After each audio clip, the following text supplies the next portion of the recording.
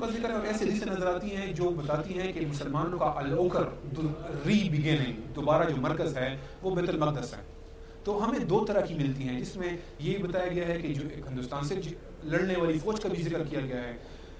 ہم یہ سمجھتے ہیں کہ ہمیں ہمارے لیے قرآن پاک کی یہ بشارت وعد اللہ الذین آمنوا منکم وعملوا الصالحات لیستخلفنہم، یہ جو آیت استخلاف ہے، یہ اور نبی صلی اللہ علیہ وسلم کی وہ حدیث جو مسند احمد میں ہے، جس میں آپ نے 5 ادوار گنوا کر یہ دور جو بھی جا رہا ہے، جو جبر کا دور ہے، اس کے بعد فرمایا ثم تکون خلافہ علی منہاج النبوہ، پھر اس کے بعد دوبارہ منہاج النبوی خلافت قائم ہوگی، اس کے بعد آپ وستکون، اور اس کے بعد آپ خاموش ہو گئے، یعنی اس کے بعد دوبارہ خلافت کا دور ہے.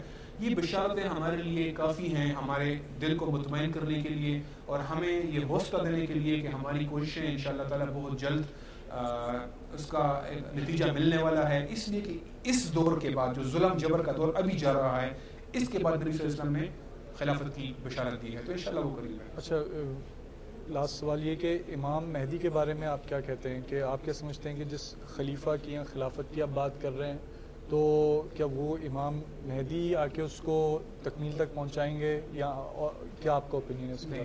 دیکھیں، میں جس طرح میں ذکر کیا کہ فیوچر کی حدیثوں پر اوریجنلی عمل کے لیے نہیں ہوتی، وہ خبر کے طور پر آتی ہیں.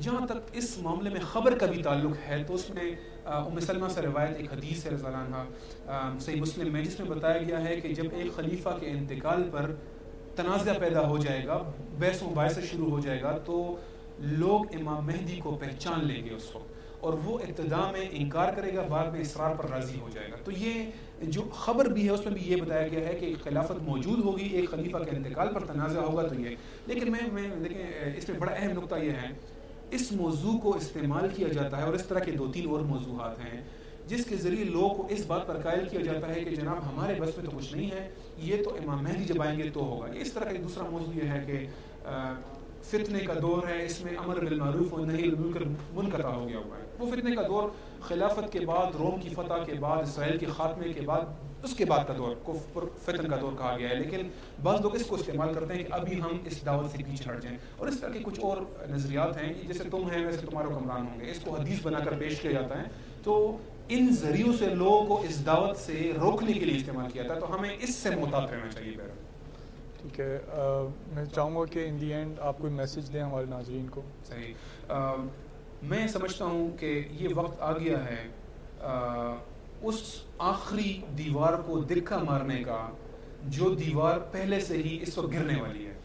امریکہ کے اندر انٹرنیٹ جو کرائسس ہے، کریڈٹ کرائسس، وہ اس حد تک جا چکا ہوا ہے کہ ان کی سٹیٹس الگ ہونے کی باتیں کر رہی ہیں. برطانیہ نے اپنے ڈیفنس کٹس اس حد تک لے گئے ہیں کہ اب انہوں نے کہا ہے کہ اس کے بعد ہم کسی ملک پر حملہ کرنے کے قابل نہیں ہیں. یہ وقت ہے، اللہ سبحانہ تعالیٰ نے ہمیں موقع دیا ہے، امت اٹھ کھڑی ہو رہی ہے، مغرب کمزور ہو رہا ہے، اور ہر جانب خلافت کی صدا اٹھ رہی ہے کہ ہم اس دعوت میں شامل ہوں اور اس خلافت کو قائم کرنے کے لیے اس استعمار کی دیوار کو آخری تک کریں. جزاک اللہ خیر. جزاک اللہ عمران یوسف زئی. ناظرین، آج آپ نے عمران یوسف زئی صاحب کی ایک بہت ہی تفصیلی اور پرامید گفتگو سنی. امید ہے آپ کو پسند آئی ہوگی. اب اپنے ہوسٹ عدیل عارف کو اجازت دیجیے. السلام علیکم ورحمۃ اللہ.